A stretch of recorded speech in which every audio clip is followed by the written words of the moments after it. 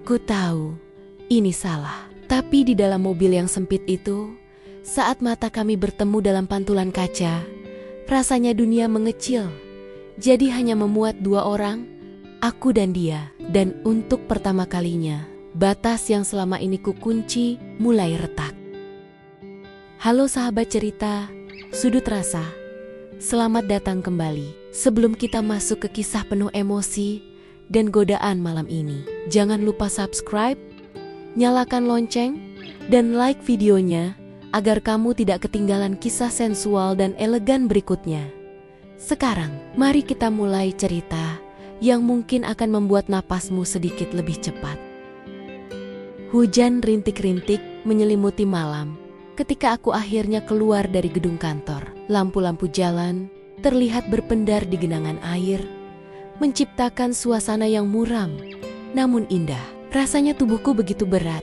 Hari itu penuh laporan, revisi, dan rapat yang tak berujung. Aku hanya ingin pulang, mandi air hangat, dan tenggelam dalam sunyi kamar. Saat aku merapatkan kardigan, sebuah mobil hitam berhenti perlahan di depanku. Kaca jendelanya turun, memperlihatkan seseorang yang membuat langkahku terhenti sepersekian detik. Raka, adik iparku. Tapi malam ini, entah kenapa, ia terlihat sedikit berbeda. Lebih dewasa, lebih maskulin. Atau mungkin hanya aku yang terlalu lelah sampai perasaanku jadi tak stabil. Kak, sini, aku jemput, katanya sambil tersenyum pelan. Suaranya rendah, hangat, dan anehnya menenangkan. Mas bilang, kamu lembur. Aku terdiam sejenak sebelum membuka pintu mobil. Hangatnya udara di dalam langsung menyergapku, membawa aroma lembut yang sudah kukenal, campuran parfum wadi dan sisa hujan di jaketnya. Begitu aku duduk, jarak kami terasa lebih dekat daripada biasanya. Raka menggeser tubuhnya sedikit untuk meraih sabuk pengamannya, dan gerakan kecil itu membuat aroma tubuhnya menguar lebih jelas. Ada sesuatu yang membuat dadaku mengencang, seolah aku sedang berbagi ruang dengan seseorang yang bukan sekadar keluarga. Aku merapikan rok, pura-pura fokus pada ponsel. Padahal sebenarnya aku sedang mencoba menenangkan getaran aneh di dalam diriku. Kamu capek banget ya? Raka berkata tanpa menoleh. Tapi nada suaranya seperti menyentuh bagian terdalam dalam diriku. Banget, jawabku jujur. Hari ini panjang sekali. Mobil mulai melaju pelan. Di luar, hujan makin deras, membuat suasana kabin terasa semakin sunyi. Dan di dalam kesunyian itu, aku bisa merasakan sesuatu yang lain, seperti arus yang bergerak di antara kami. Lembut tapi nyata. Raka akhirnya menoleh, meski hanya sekilas. Kalau kamu terlalu capek, bilang aja, aku bisa jemput kapanpun. Kalimat itu sederhana, tapi caranya mengucapkan tenang, tulus, dan entah bagaimana terasa sedikit intens, membuat tengkukku meremang. Aku mengangguk. Makasih, tapi kamu gak perlu repot. Bukan repot, Kak. Ia tersenyum samar, tetapi matanya seolah memandang lebih dalam dari biasanya. Aku senang bisa bantu. Ada jeda panjang. Jeda yang menyimpan percikan samar. Jeda yang membuatku harus berpura-pura menatap keluar jendela agar ia tidak melihat pipiku yang memanas. Mobil kami melaju di tengah hujan. Namun rasanya aku sedang meluncur ke arah lain. Ke arah ruang yang penuh ketegangan halus. Sesuatu yang seharusnya tak pernah kubiarkan berkembang.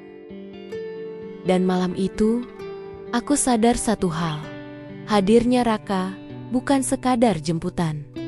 Ia hadir seperti sebuah gangguan lembut yang bisa menggoyahkan dinding yang selama ini kukunci rapat-rapat.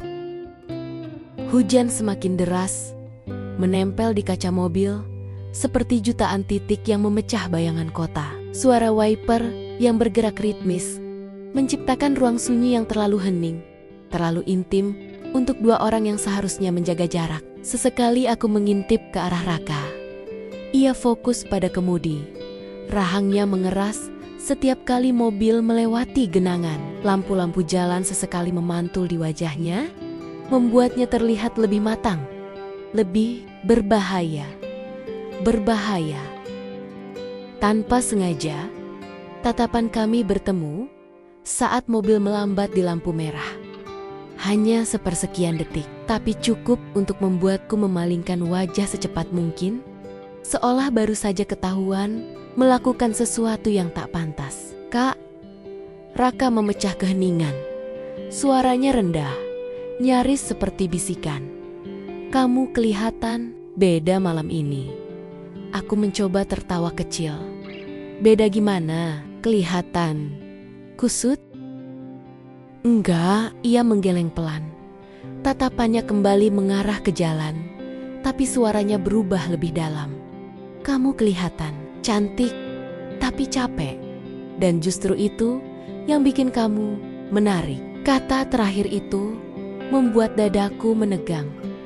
Menarik, sebuah kata yang seharusnya tak keluar dari mulut seorang adik ipar. Aku menelan ludah. "Raka, kamu ngomong apa sih?" "Aku cuma jujur," potongnya lembut. "Kadang aku lihat kamu terlalu sibuk buat ingat kalau kamu juga boleh diperhatikan." Napasku tercekat. Ada sesuatu di balik kalimat itu. Bukan godaan terang-terangan, tapi perhatian yang terlalu hangat, terlalu dalam, sampai membuatku sulit bernapas. Aku menatap jendela, tetapi bayanganku sendiri memantul di sana bersama wajah Raka di sebelahku. Dan anehnya, pantulan itu membuat kami terlihat seperti sepasang orang yang sedang menahan perasaan yang sama. Sebuah tatapan singkat, sebuah kata yang tidak seharusnya, dan tiba-tiba perjalanan pulang terasa jauh lebih panjang dan jauh lebih berbahaya daripada yang kubayangkan. Jalanan mulai mengecil. Hanya ada satu jalur dengan pepohonan basah di kanan kiri. Hujan menurun jadi rintik-rintik, tapi justru membuat suara di dalam mobil semakin jelas. Napasku, napasnya, dan detak yang terasa anehnya semakin keras di telingaku sendiri. Sebuah guncangan kecil terjadi ketika mobil melewati lubang jalan. Tubuhku condong ke samping, dan sebelum aku sempat menahan diri, tanganku menyentuh lengannya sekilas saja, tapi cukup untuk membuat tubuhku mengeras seperti tersengat. Refleks, Raka menahan lenganku agar aku tidak terbanting. Hangatnya segera menjalar, membuat jantungku berdebar 3 kali lebih cepat. "Maaf," ucapku cepat, menarik tanganku. Tapi Raka tidak langsung melepaskan. Justru jemarinya mengendur perlahan, seakan ia sedang menahan dirinya untuk tidak terlalu lama menikmati kedekatan itu. "Nggak apa-apa, Kak," jawabnya pelan. "Aku cuma nggak mau kamu kenapa-kenapa." Setelah beberapa detik yang terasa bukan detik, ia akhirnya melepaskan. Tapi bekas sentuhannya tertinggal seperti arus kecil di kulitku. Sunyi kembali mengisi kabin, tapi kini berbeda. Lebih berat, lebih padat. Raka menghela napas panjang, seolah mencoba menahan sesuatu di dalam dirinya. "Kak, boleh aku jujur sedikit?" ia bertanya. Suaranya menurun menjadi nada yang hampir membuatku merinding. Aku menoleh. "Jujur? Apa?" Raka menatap jalan, tapi matanya tampak kehilangan fokus. "Kadang aku takut kalau perasaan aku terlalu kelihatan." Dunia seakan berhenti. "Perasaan? Untuk siapa?" Aku membuka mulut, tapi suara tidak keluar. Raka melanjutkan, lebih pelan. "Aku mencoba jaga sikap, tapi setiap kali aku lihat kamu pulang sendirian, aku ngerasa pengen ada di situ buat kamu." Kalimat itu menusuk terlalu dalam, terlalu jujur, terlalu berbahaya. Aku menatapnya, dan di sudut wajahnya, di garis rahang yang menegang, di ujung mata yang menahan sesuatu, aku melihat sebuah kebenaran yang tak berani ia ucapkan sepenuhnya. Dan tanpa sadar, aku merasakan tubuhku ikut menegang. Bukan karena takut, Tetapi karena ada bagian dari diriku yang merespons kehangatan itu. Getaran itu ada di antara kami. Nyata, getaran yang seharusnya tidak ada. Belum pernah ada. Dan malam itu, untuk pertama kalinya, aku mulai takut pada diriku sendiri. Jalanan mulai lengang ketika mobil memasuki area dengan lampu kota yang lebih redup. Kilau kuning dari lampu jalan memantul di kaca depan, menciptakan bayangan-bayangan lembut di wajah Raka. Pantulan itu membuatnya terlihat berbeda, seolah aku sedang melihat pria asing yang selama ini tersembunyi di balik sikap manisnya. Aku memandang keluar jendela, tapi kaca yang basah justru memantulkan wajah kami berdampingan. Dan pantulan itu terlalu dekat, terlalu mirip pasangan yang tenggelam dalam diam yang penuh makna. Raka tiba-tiba berbicara, suaranya rendah dan berat. Kadang aku mikir, kalau hidup suka bercanda. Aku menoleh. Maksudnya, ia tersenyum pahit. Hanya ujungnya saja. Kadang kita ketemu orang yang tepat, tapi waktunya salah. Jantungku menegang. Aku tahu maksudnya. Aku tahu, tapi aku tidak boleh menanyakannya. Raka, jangan ngomong kayak gitu, ucapku pelan. Mengapa? Tatapannya naik, bertemu mataku. Tidak berani, tidak memaksa, tapi jujur, begitu jujur, sampai rasanya menyayat. Kamu tahu kenapa? Aku bersuara hampir berbisik. Raka menghela napas panjang. Pandangannya kembali pada jalan, tetapi ekspresinya berubah. Lebih dewasa, lebih patah, namun lebih berani. Aku tahu kamu bukan milikku, katanya. Lembut tapi jelas. Dan aku tahu, posisi aku cuma adik ipar. Itu yang bikin aku terus menahan diri. Ia tersenyum kecil, senyum yang entah kenapa membuat dadaku sakit. Tapi, Kak, matanya kembali menatapku melalui pantulan kaca. Bukan secara langsung. Tatapan itu jauh lebih berbahaya daripada jika ia menoleh langsung. Apa kamu gak pernah ngerasa kalau antara kita ada sesuatu? Duniamu berhenti. Suaranya, cahaya lampu, suara wiper, semua seperti mengabur. Ada apa? Suaraku pecah, bergetar. Raka menelan ludah. Ada rasa yang gak seharusnya, yang aku coba matikan setiap hari. Jari-jariku mengepal di pangkuan. Karena sejujurnya, aku juga merasakan hal yang sama. Tapi selama ini kubungkam. Aku menarik napas panjang.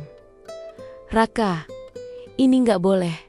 Aku tahu. Ia tersenyum lagi. Senyum patah yang seolah menyembunyikan rasa yang ia kubur begitu dalam. Tapi hati kadang gak ngerti aturan. Pantulan wajah kami masih berdampingan di kaca. Dan di sana, dalam bayangan buram itu, kami terlihat seperti dua orang yang saling membutuhkan, tapi terpisah oleh garis transparan yang tak bisa ditembus. Malam itu, untuk pertama kalinya, aku sadar sesuatu yang menakutkan. Aku bukan hanya digoda oleh kehadiran Raka. Aku digoda oleh perasaan yang seharusnya tidak pernah tumbuh, tetapi ternyata sudah hidup sejak lama. Mobil akhirnya berhenti pelan di depan gang rumahku. Mesin dimatikan, tetapi getaran di dalam dadaku masih berjalan seperti mesin kedua yang tak kunjung padam. Suasana di dalam mobil terasa berbeda. Lebih pekat, lebih panas. Seolah dinding-dinding kabin menyerap seluruh ketegangan yang sejak tadi kami tahan. Aku berniat langsung membuka pintu, tapi tanganku justru berhenti di atas handle.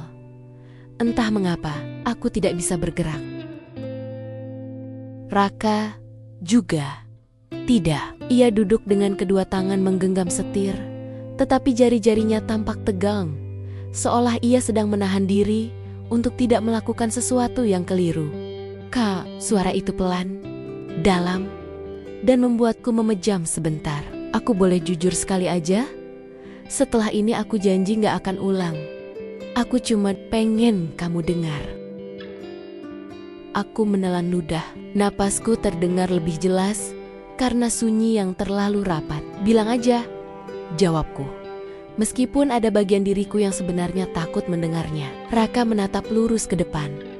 Tapi suaranya seperti ditujukan langsung ke hatiku. Aku gak pernah maksud buat bikin kamu gak nyaman. Tapi tiap kali ngeliat kamu pulang sendiri, jalan sambil merapatkan tas, aku selalu ngerasa pengen ada di sebelah kamu. Ia berhenti sebentar, menarik napas yang terdengar geram dan rapuh sekaligus. Aku pengen jaga kamu, bahkan kalau itu berarti aku harus berdiri dari jauh. Kata-katanya masuk perlahan, terasa hangat, lalu perih. Nggak seharusnya kamu ngomong gini, bisikku. Tapi suaraku terdengar lemah, tidak tegas sama sekali. Raka menunduk sedikit. Aku tahu. Dan aku tahu kamu punya Mas. Aku tahu tempatku di mana. Tapi hati aku nggak selalu nurut. Lalu ia menoleh, sangat pelan, membuat wajah kami hanya berjarak beberapa sentimeter. Tidak bersentuhan, tidak mendekati, tapi jaraknya membakar. Kak, kalau hidup kasih aku satu kesempatan aja buat ketemu kamu lebih dulu. Ia terdiam, matanya bergetar. Aku pasti gak bakal lepas. Aku memejam, mencoba menahan gemetar yang menjalari seluruh tubuhku. Karena kalimat itu, Tuhan, terlalu jujur, terlalu menyentuh, terlalu dekat dengan sesuatu yang sudah lama kutahan. Raka, suaraku hampir habis. Jangan bikin aku goyah. Ia tersenyum tipis, senyum yang lebih seperti luka terbuka. Aku gak akan macem-macem. Cukup tahu kamu denger aja, itu udah lebih dari cukup buat aku. Hening menyergap lagi, tapi bukan hening biasa. Ini hening yang berdenyut, yang mengikat, yang membuat jarak beberapa sentimeter terasa seperti tarikan magnet yang berbahaya. Aku akhirnya membuka pintu, tapi langkahku tertahan ketika Raka berkata pelan, "Kak, kamu gak sendirian ya?" Kalimat sederhana itu menghantam dadaku lebih keras daripada semua pengakuannya. Aku keluar dari mobil dengan lutut yang sedikit lemas, sementara Raka tetap diam di dalam, memandang lurus ke depan. Seolah itu satu-satunya cara agar ia tidak menarikku kembali dengan kata-kata yang lebih dalam, lebih berbahaya, dan lebih sulit ditolak. Dan malam itu, detik-detik terakhir sebelum aku keluar dari mobil, terasa seperti detik yang menyala, menyisakan panas yang tidak hilang, meski hujan telah berhenti. Udara malam langsung menyergap tubuhku saat aku keluar dari mobil. Dinginnya menusuk, tetapi tidak cukup untuk meredakan panas yang sejak tadi memenuhi dada dan tenggorokanku. Hujan sudah berhenti, hanya sisa aroma tanah basah yang menggantung di udara. Aku memejam sejenak, mencoba menenangkan degup jantung yang masih belum stabil. Terlalu banyak yang terjadi di dalam mobil itu, terlalu banyak hal yang seharusnya tidak diucapkan, tapi terlanjur dilepaskan. Saat aku menutup pintu, suara klik kecil itu terasa seperti garis batas, garis tipis antara yang nyata dan yang seharusnya. Aku belum sempat melangkah ketika suara Raka menyusulku. "Kak," suara itu serak, seolah setiap kata melawan seluruh kehati-hatiannya. Aku menunduk sedikit, tidak berani menatap ke dalam mobil. "Iya?" Sejenak hening, lalu ia berkata pelan, sangat pelan, "Kamu boleh benci aku, kamu boleh marah, tapi tolong jangan berpikir kamu sendirian. Aku ada." Kata "ada" itu membuat tenggorokanku tercekat. Sederhana, tapi nyata dan jujur untuk sesuatu yang tidak boleh ia rasakan. Aku memaku kakiku di tempat. Harusnya aku pergi, harusnya aku memutus percakapan itu. Tapi aku tidak bergerak. "Aku gak marah," jawabku akhirnya. Suaraku hampir tak terdengar. Aku cuma takut. Takut apa? Raka bertanya dengan nada yang begitu lembut, membuat hatiku semakin goyah. Aku mengangkat wajah, menatap pantulan diriku sendiri di kaca jendela mobil yang gelap. Takut kalau aku terus dengar kata-kata kamu. Aku lupa batas, bisikku jujur. Raka mengembuskan napas panjang. Napas yang terdengar seperti seseorang yang baru saja melepaskan sesuatu yang berat dari dadanya. Batas itu penting, Kak. Ia berhenti sebentar, lalu menambahkan dengan suara lirih. Makanya, aku yang harus jaga. Karena kalau bukan aku takut kamu yang bakal terluka. Kata-katanya membuat hati kecilku bergetar. Ia tidak sedang merayu, ia sedang melindungi. Dan itu, anehnya, justru membuatnya semakin sulit untuk dijauhkan. Aku mengangguk. Meski ia mungkin tidak melihat. Terima kasih, Raka. Untuk sesaat, kami hanya saling diam. Malam yang dingin mengalir di antara kami, meredakan panas yang hampir melewati batas. Dan aku bersyukur, sekaligus terluka. Akhirnya aku melangkah menjauh. 1 langkah, 2 langkah, 3 langkah. Tapi suara mobil tetap terdengar di belakangku. Seolah Raka belum menghidupkan mesin karena masih menunggu sesuatu, entah apa. Saat aku menoleh sekilas, ia masih duduk tegak, menatap lurus ke depan tanpa menyentuh kemudi, seolah sedang memaksa dirinya kembali ke peran yang benar. Aku membalik badan kembali ke arah rumah, dan sebelum aku benar-benar hilang dari pandangan, suara mesin mobil akhirnya menyala. Pelan, ragu, seperti seseorang yang baru saja mengurung kembali perasaan yang hampir keluar. Mobil itu menjauh perlahan. Lampunya memudar di ujung jalan. Malam terasa kosong setelahnya. Kosong, tapi bukan hampa. Ada sesuatu yang tertinggal di antara kami. Sesuatu yang hangat, menekan, menggoda, tapi tidak boleh dimiliki. Di depan pintu rumah, aku berhenti dan menyentuh dadaku. Batas telah kugenggam, tapi goyangannya masih terasa. Dan saat aku masuk ke rumah, aku sadar satu hal, beberapa godaan bukan untuk dilupakan. Beberapa hanya bisa dijaga, agar tidak berubah menjadi sesuatu yang tidak bisa kembali.